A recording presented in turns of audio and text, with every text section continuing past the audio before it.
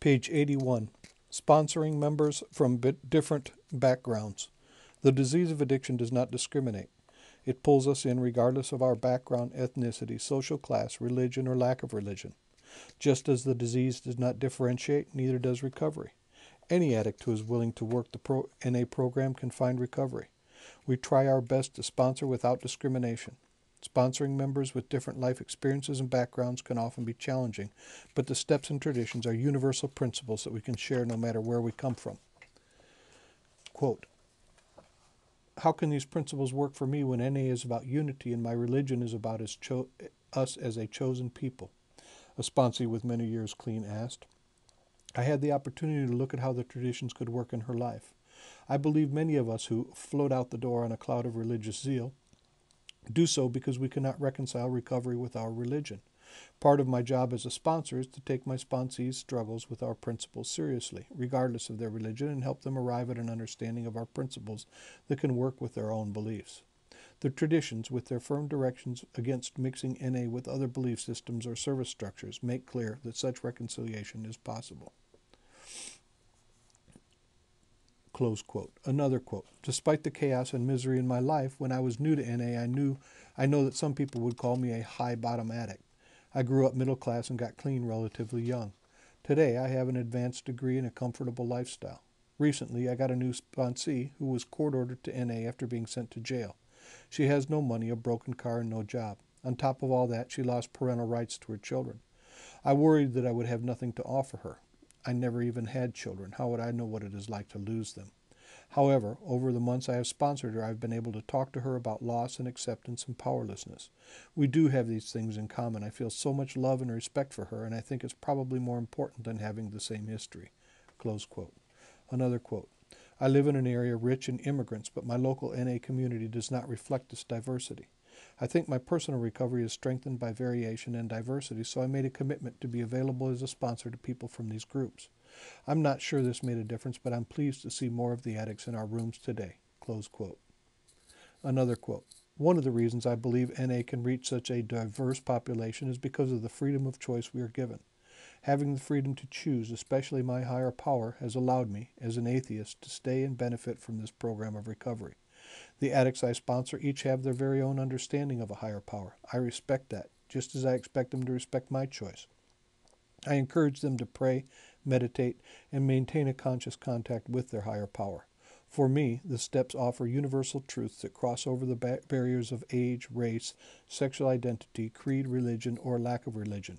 We don't have to believe in the same higher power to work the steps together. Close quote. Making the decision. We want to make the best decision we can, and sometimes that decision may include saying no when asked to sponsor someone.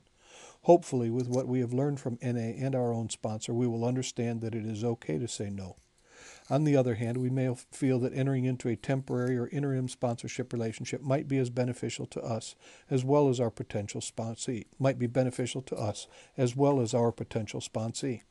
As a temporary sponsor, we can help a sponsee with his or her recovery for a short time until the sponsee finds someone with whom he or she feels more comfortable.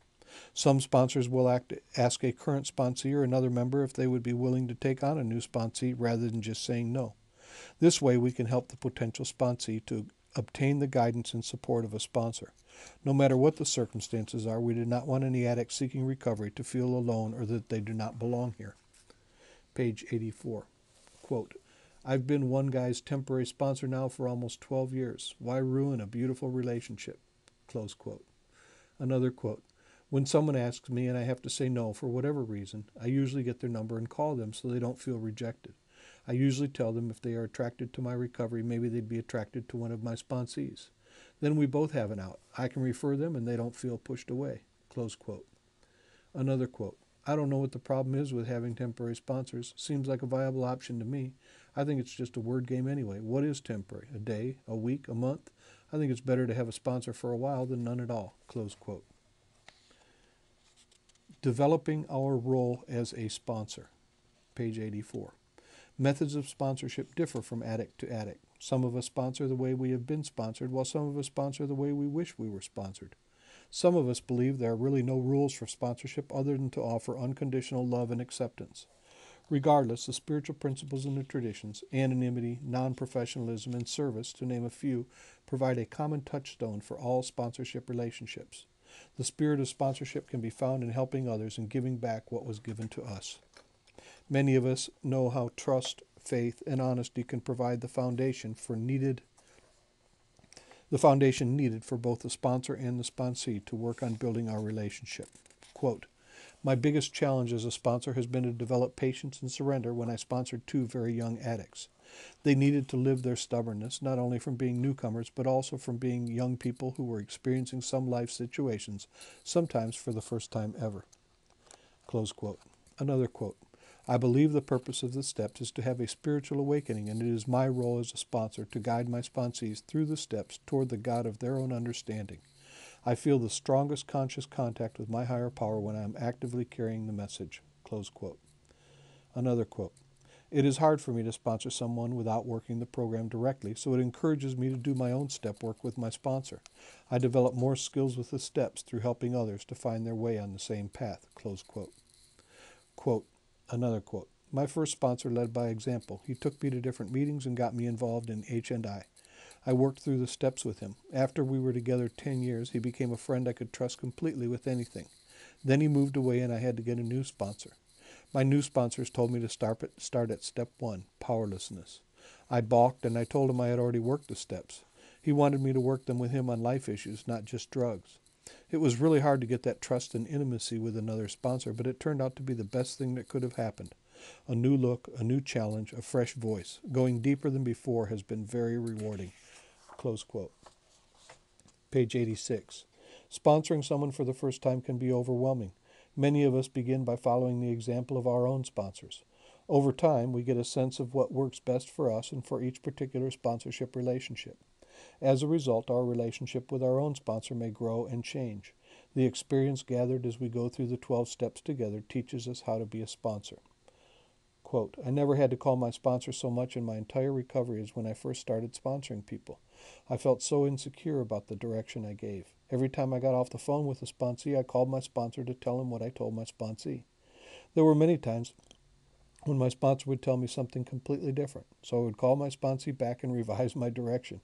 Today, my sponsor and I don't always agree on the direction I give my sponsees. I have accepted that I am not exactly like my sponsor and that I have my own approach. If my sponsees wanted someone exactly like my sponsor, they would have asked him. Instead, they asked me because I am the person they want to help them work the steps. Close quote. Sometimes we learn painful lessons when we try to manage, fix, or control our sponsee's life and recovery. We may not even realize we are engaging in this type of behavior. However, sponsees must learn how to make their decisions, not the decisions we want them to make. Quote, I once sponsored an addict who became suicidal. I tried unsuccessfully to refer him to a professional to get some help.